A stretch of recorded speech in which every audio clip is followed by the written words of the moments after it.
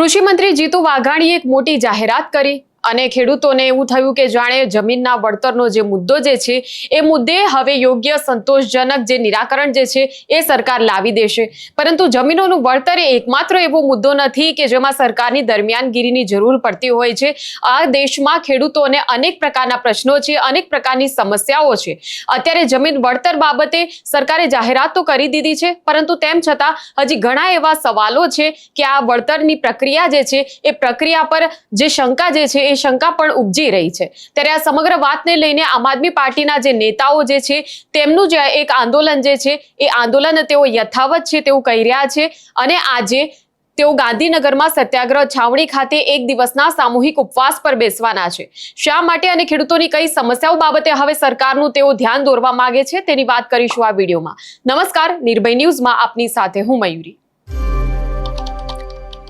તો જે રીતે જમીનોના વળતરનો મુદ્દો જેના માટે ખેડૂતો લાંબા સમયથી ગુજરાતમાં લડત ચલાવી રહ્યા હતા, એ જે મુદ્દો જે છે તેને લઈને કૃષિ મંત્રી જીતુ વાઘાણીએ પત્રકાર પરિષદ કરી અને એક મોટી જાહેરાત કરી દીધી કે હવે ખેડૂતોને જંત્રીના ભાવના મુજબ નહીં, પરંતુ જે તેમના જમીનનો જે ભાવ હશે તેના મુજબ તેમને વળતર આપવામાં આવશે। જમીનના ભાવના 2 ગણા વળતર આપવાની જાહેરાત જ્યારે કરવામાં આવી છે તો એનાથી ખેડૂતોની અંદર ક્યાંક એક લાગણી તો છે જ કે આખરે સરકારે સાંભળ્યું છે, પરંતુ તેમ છતાં ઘણી એવી સમસ્યાઓ છે ગુજરાતના ખેડૂતોની કે જેને લઈને સરકાર હજુ સુધી કોઈ સમાધાન લાવી શકી નથી। જેમ કે જ્યારે પણ વરસાદમાં અતિવૃષ્ટિ જ્યારે થતી હોય છે ત્યારે જે વળતર અપાતું હોય છે તેને લઈને પણ ઘણી સમસ્યાઓ છે। વીજ પોલ જે છે, વીજના તાર નાખવા બાબતે અલગ વળતર અને વીજના થાંભલા હોય તેના બાબતે અલગ વળતર છે અને સાથે જ માર્કેટ ભાવના 4 ગણાનો અગાઉ કાયદો હતો, પરંતુ તેના બદલે હવે જમીનના ભાવના 2 ગણાની વાતો થઈ રહી છે। એટલે જે રીતે જાહેરાત જે છે તે કરવામાં આવી છે, પરંતુ હજુ સુધી કોઈ જે પરિપત્ર છે તે જાહેર કરવામાં આવ્યો નથી। એટલે અનેક પ્રકારના સવાલો હજુ પણ જે ખેડૂતોના મનમાં સતાવી રહ્યા છે। સરકારે ભલે જાહેરાત કરી દીધી, પણ ક્યાંક આ ઉતાવળે જાહેરાત તો નથી કરી। ત્યારે આ સમગ્ર વાતને લઈને આમ આદમી પાર્ટીના જે નેતાઓ જે છે તે સત્યાગ્રહ છાવણી ખાતે એકત્ર થવાના છે અને સામૂહિક ઉપવાસનું એક આયોજન એક દિવસનું તેમના દ્વારા કરવામાં આવ્યું છે। અને ખાસ કરીને આમ આદમી પાર્ટીના વિસાવદરના ધારાસભ્ય ગોપાલ ઇટાલિયા, આમ આદમી પાર્ટીના પ્રદેશ પ્રમુખ ઈસુદાન ગઢવી અને તમામ જે નેતાઓ છે, બ્રિજરાજ સોલંકી અને કિસાન મોરચાના નેતા છે આમ આદમી પાર્ટીના પ્રમીણ રામ, તે પણ ઉપસ્થિત રહેવાના છે આ સત્યાગ્રહ છાવણીમાં। અને તમામ લોકો જે છે, આ તમામ નેતાઓ એ ખેડૂતોને એક આહવાન કરી રહ્યા છે કે સરકારે જ્યારે જાહેરાત કરી છે તો એ જાહેરાત જે છે તે હાલ પૂરતી તો એક લોલીપોપ સમાન લાગી રહી છે। એટલા માટે કેમ કે જે પ્રકારની ચોખવટની એક અપેક્ષા હતી તે ચોખવટ નથી થઈ રહી અને ઘણા એવા સવાલો જે છે એ સવાલો પણ ઉઠાવવામાં આવી રહ્યા છે ઈસુદાન ગઢવી દ્વારા। તેઓ શું કહી રહ્યા છે તેના પર નજર કરીએ તો સરકાર ઝૂકી, પરંતુ સરકાર 10% ઝૂકી, 90% ન ઝૂકી।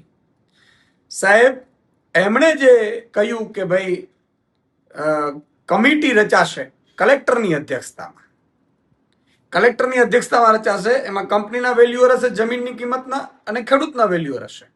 તો કલેક્ટર કઈ બાજુ નમશે?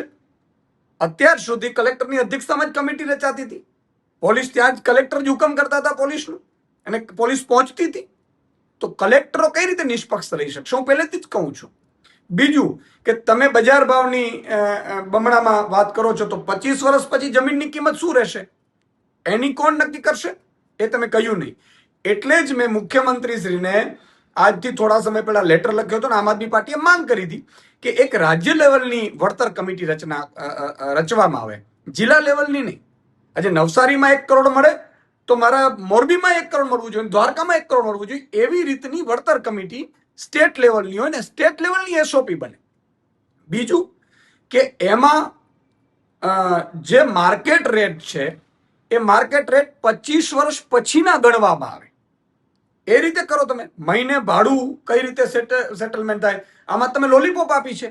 કંપનીઓ અત્યારે લાગી પડી છે, એટલા માટે થઈને કંપનીઓને તમારે થાંભલા નખાવવા જ છે, ખેડૂતો નાખવા નથી દેતા। ખેડૂતો એક થયા છે કારણ કે હવે એની જમીન જ બાકી રહી છે, બાકી કશું જ ખેડૂતો પાસે છે નહીં। તમે નથી પાક વીમો આપતા, નથી તમે પૂરતા ભાવ આપતા, એટલે ખેડૂતો તો ખેતી છોડી રહ્યા છે। એટલે ખેડૂતોની માં સમાન, છાતી સમાન જમીન ઉપર જ્યારે તમે થાંભલાઓ નાખીને ગેરકાયદેસર પ્રવેશ કર્યો, એટલા માટે તેને બહાર આવ્યા। તો જે રીતે સરકાર દ્વારા જાહેરાત તો કરવામાં આવી છે કે એક મોટી સમિતિ જે છે એ સમિતિ નીમવામાં આવશે, એ સમિતિમાં કલેક્ટર હશે, એ જમીનની કિંમત નક્કી કરનાર વ્યક્તિ હશે, વીજ કંપનીના વ્યક્તિઓ હશે અને ખેડૂતોના કોઈ પ્રતિનિધિ હશે.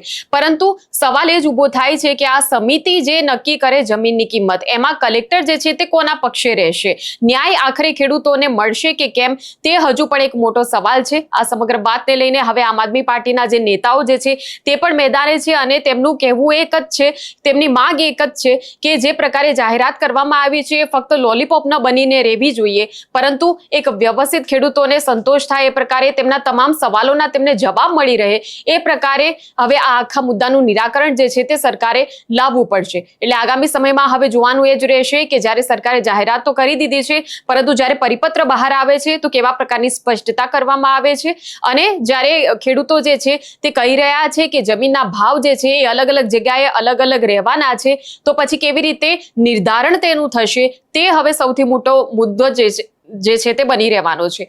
ત્યારે આ મામલે તમારું શું કહેવું છે તે કમેન્ટ સેક્શનમાં અમને જણાવશો. આ પ્રકારના વિડીયો માટે આપ જોતા રહો નિર્ભય ન્યૂઝ. અમારી ચેનલને લાઇક, શેર અને સબસ્ક્રાઇબ કરવાનું ભૂલશો નહીં. નમસ્કાર.